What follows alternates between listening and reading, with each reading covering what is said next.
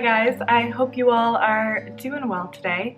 So if you are new to my channel, I post videos about tarot, paganism, and magic. And today we're going to be talking about tarot. And for me, when it comes to choosing my favorite decks, I kind of find it difficult because it's hard to just choose one deck and just say this is my go-to, this is my favorite. Because in my opinion, certain decks are used best for certain types of scenarios or situations. So for example, one deck might be really good for spell work perhaps, but might not be as good for readings. And some decks might be great for teaching others about tarot, but I might not use them very often for readings. So I kind of like to think about, okay, well, what are my favorite decks in each of these categories? So I kind of pulled together 5 decks that I use a lot for a variety of different situations, and I wanted to share those with you. And of course, below in the comments, I want to hear more about what your favorite 5 decks are and your opinions on the decks I'm going to share with you today. And if you have any favorites that you would like me to check out personally, I'd love to know because I'm always adding to my list of new decks to get. So for starting out, I wanted to share with you a deck that I use the most for intuitive readings, and that is the Fountain Tarot. So in my opinion, when it comes to doing a reading, you're kind of using 2 parts of your brain. You're using the learned aspect, so the book learning, which means you're studying the image itself, looking at it compositionally, looking at the symbols and connecting those symbols to your knowledge base on mythology, religion, numerology, astrology. So you're using kind of all of your knowledge of these various systems and stories and archetypes and connecting it through that image. So that's kind of the book learning aspect. And then on the other side, the reason why tarot is so fascinating and is so individual to each reader is the intuitive aspect. So you also want to connect with your own inner wisdom, with the idea that that knowledge already exists within and you're trying to pull it out.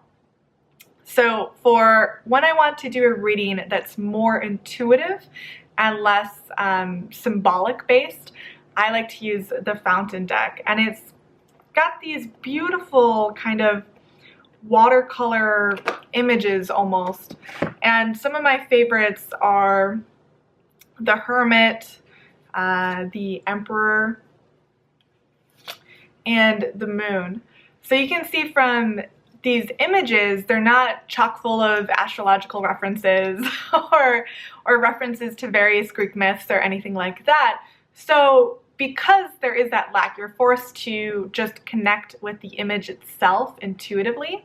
So it's good to give my brain almost a break from time to time and connect back in with that feeling, that gut, that intuitive knowledge that exists within. So this is the deck I turn to when it comes to doing those kinds of readings. So another thing I do with my tarot decks, which not everyone does, is I use them for spell work. I did a recent interview with someone about this, so it was really fun talking to them about the various ways you can incorporate tarot into spell work. And one of the decks I like to use a lot for that is the Botticelli Deck. So this deck visually I connect with because it's absolutely stunning, and I'm a very visual person, so it's important to me that I find the images beautiful and compelling in a deck. And here you can see I gilded the sides of these, but they still have a lot of gold foil on them individually as well. And sometimes I'll lay these out and do some chaos magic, some sigil work. I might even use them as substitutes for the elements. So if you are a Wiccan, you might be familiar with when you do a ritual, you call in the elements. Well, if you don't have an elemental representation, you could use like the Ace of Swords for air, the Ace of Pentacles for earth. So you could place the cards around you to represent various elemental representations or items. So it's good for that purpose. And taking it even more simple, one of the things I like to do is I'll take a card, for example, like the Empress here. And the Empress is tied to beauty, fertility, nature. It's also connected to the goddess Venus or Aphrodite. So when I want to connect with those aspects, I might put the Empress on my bathroom mirror. So I see it every morning when I'm getting ready. And so I'm kind of pulling in that beauty or that glamour magic, you could say, connecting to Venus, Aphrodite, kind of unconsciously, and I just check in with it each time I'm looking in the mirror. So that's something really simple. You can do the same kind of thing, for example, with temperance, so a card tied towards balance and moderation. If you're trying to eat healthier, you can just get a magnet and put temperance on your fridge, so you see the temperance angel every time you are going into the kitchen. So you're kind of just giving yourself that little magical nudge, that little unconscious pull to be doing things the way that you would like to be doing them. So this is a great deck that I like to use magically, but I'd be curious to hear from you guys in the comments if you use tarot for spell work, and if so, if there's a deck you prefer to use for those purposes. And moving on now, I wanted to show you one of the decks I use a lot for teaching, which is the Visconti Sforza. So this deck is what many consider to be the oldest tarot deck.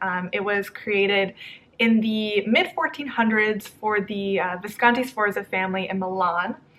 And one of the things I like to do in teaching tarot is trace these archetypes. So for example, the archetype of the magician, from where it began to where we view it today. Because over time, these archetypes have gained associations symbolically with a variety of different myths and stories and representations. So it's good to see where it all began and how that has changed and evolved. So it's a really good deck for anyone who is interested in tarot history. You'll definitely want to take a look at this one. And I also like to use this deck magically because it is one of the earliest decks, if not the earliest deck. So people have been using it for centuries. So I think that inherent in these images is a certain power that might not exist in some of the earlier decks. So this one I would definitely recommend checking out, especially if you are a history buff like me. So on to the main deck that I use for teaching, which is the Rider-Waite Deck. And I use the Universal Weight edition. This is also the first tarot deck that I ever got when I was 13. So I've had this one for definitely over 10 years. And I still love the Rider-Waite Deck. I know a lot of people, when they want to learn tarot, they think, oh, I don't want to use the Rider-Waite, it's kind of boring, because they've seen it before. And there's so many other perhaps more visually gorgeous decks out there. But when it comes to learning the symbolism, learning those references, this is the best deck in my opinion when it comes to that. Learning from this deck gives you that perfect baseline knowledge that you need, which then you can expand your knowledge and incorporate other decks and other reading styles. But this has been my go-to for teaching for several years now, and I think that this is probably the best way to begin your tarot studies, is starting with this deck. I know a lot of people work with the Thoth deck, which is a good deck, but it's kind of a different system than the Rider-Waite. But if you know the Rider-Waite system, then you can pretty much read from a majority of other decks. So it's a really good one to start out with. So definitely one that I keep close by at all times. And then finally, for my favorite deck to actually do readings with, that is the Pagan Otherworlds Tarot. So this is from a design company called USI. I believe it's UUSI, which is actually in Chicago. So it's good to represent your hometown artists.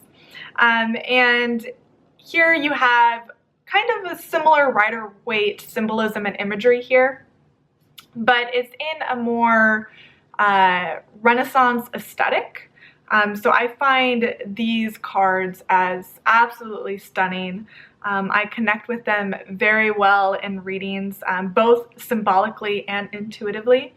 So this is the deck that I turn to when it comes to my general readings I do for myself, for clients, even for teaching. I sometimes use this deck as well. So this deck I've had for a couple years now, and it's quickly moved into my favorites. So this is pretty much the deck to beat when it comes to myself looking at new decks to purchase, because I have yet to find one that I've connected with more than this one here. So now I would love to hear from you guys. I'd love to hear, first of all, what are some of your favorite tarot decks? And are you like me where you like to use certain decks for certain purposes, or do you have a favorite tarot deck that you use for, you know, all kinds of things, all different types of readings, all different scenarios? I'd love to hear that in the comments. So until next week, I hope you all are doing great, and I'll talk to you later. Bye.